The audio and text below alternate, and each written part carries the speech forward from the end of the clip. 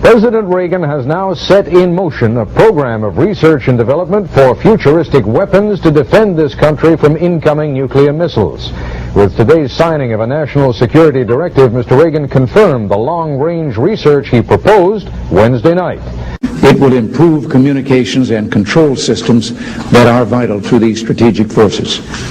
Applications discussed in the patents included destroying missiles. Communications, control, and disruption were included.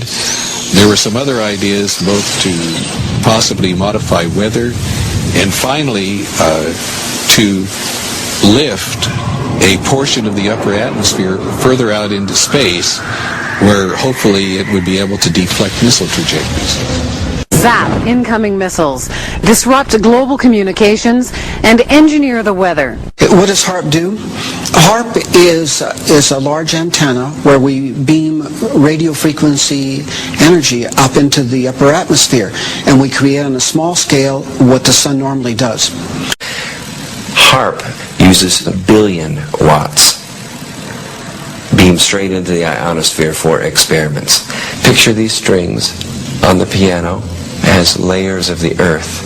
Each one has its own frequency. What we used to do is beam radio waves into the ground, and it would vibrate any strings that were present in the ground. We might get a sound back like, and we'd say, that's natural gas.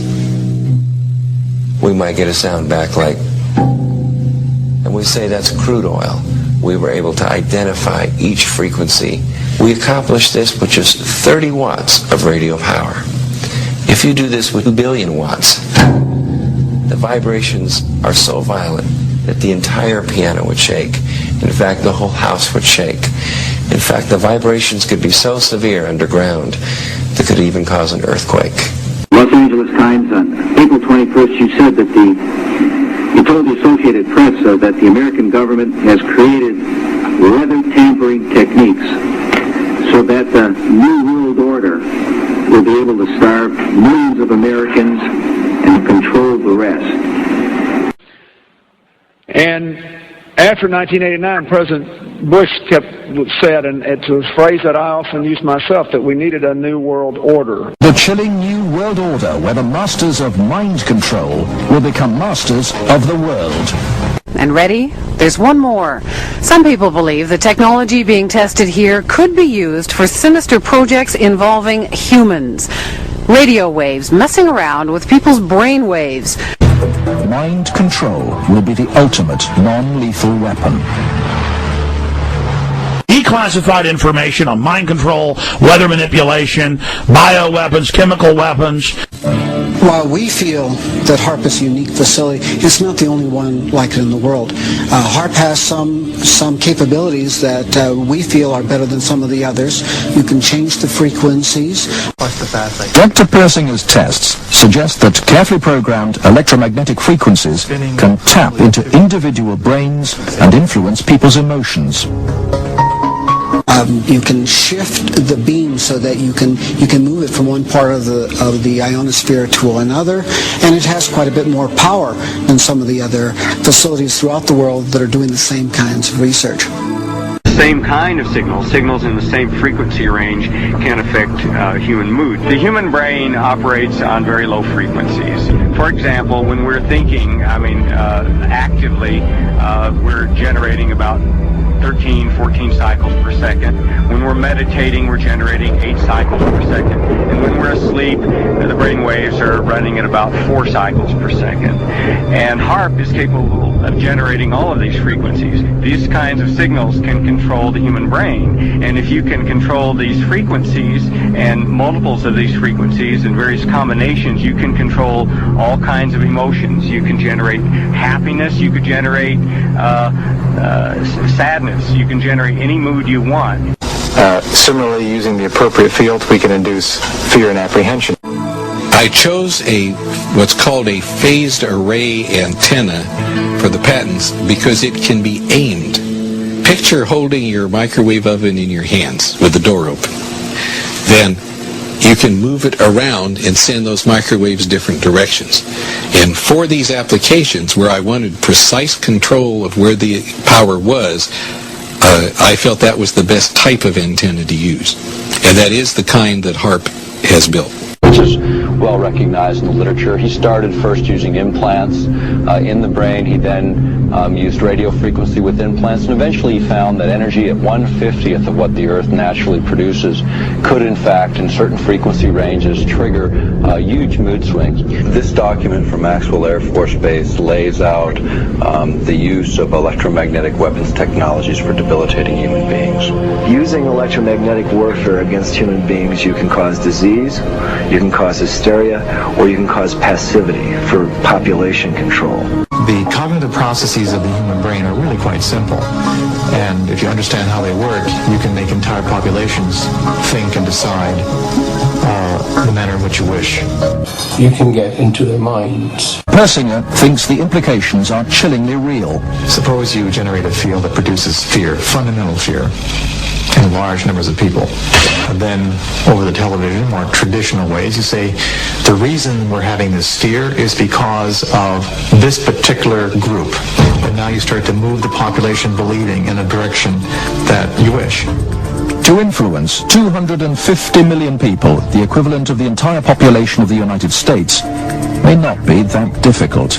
According to Dr. Persinger, we already have the technology, satellites and television and radio transmitters. Mind control may already be happening. We know the mysterious PSYOPs plane can beam persuasive sounds and pictures into people's television sets. Will it someday beam disturbing frequencies directly into the mind?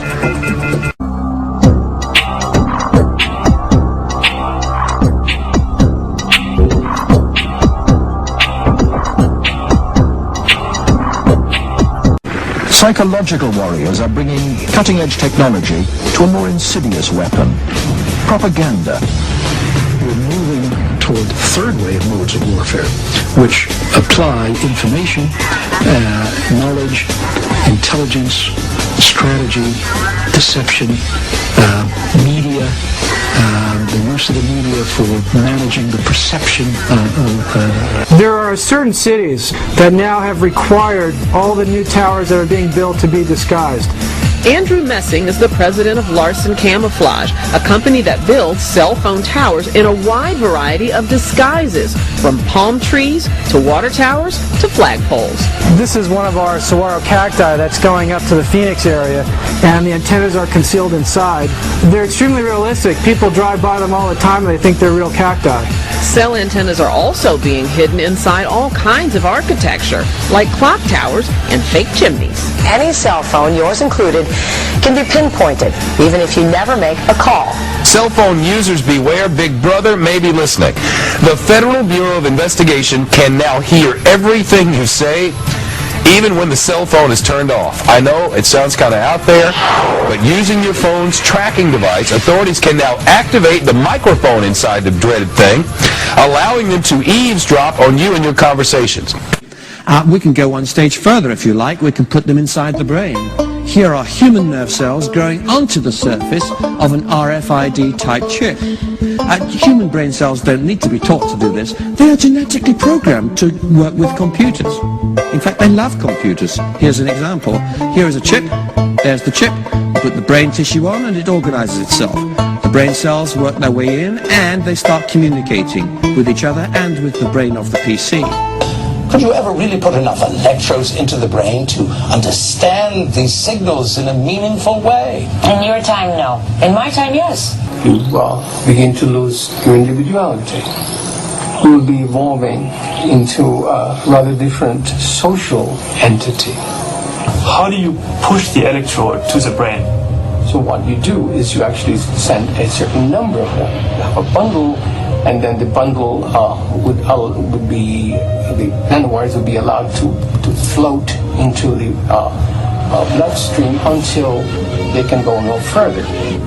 Like it or not, though, the brain-computer interface is coming along pretty quickly. And once you figure out how to get a single electrode to accurately record brain signals, it's not too hard to get thousands to work.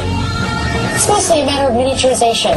National Security Agency, the NSA, visited us, and these guys they sort of have a mystique being members of the intelligence community.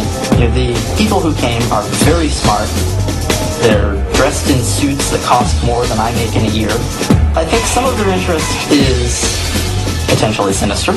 Large segments of our citizens believe that the United Nations is taking over whole blocks of counties in Kentucky and Tennessee, and some of them, they believe that we're to the concentration camp, and they're going to give our army to Russia and all that baloney. The issue is, we live in an interdependent world. We have to cooperate with people. We're better off than we do. We're better off with NATO. We're better off with the United Nations. Any attempt to achieve world order before that time must be the work of the devil. Well, join me. I'm glad to sit here at the right hand of Satan.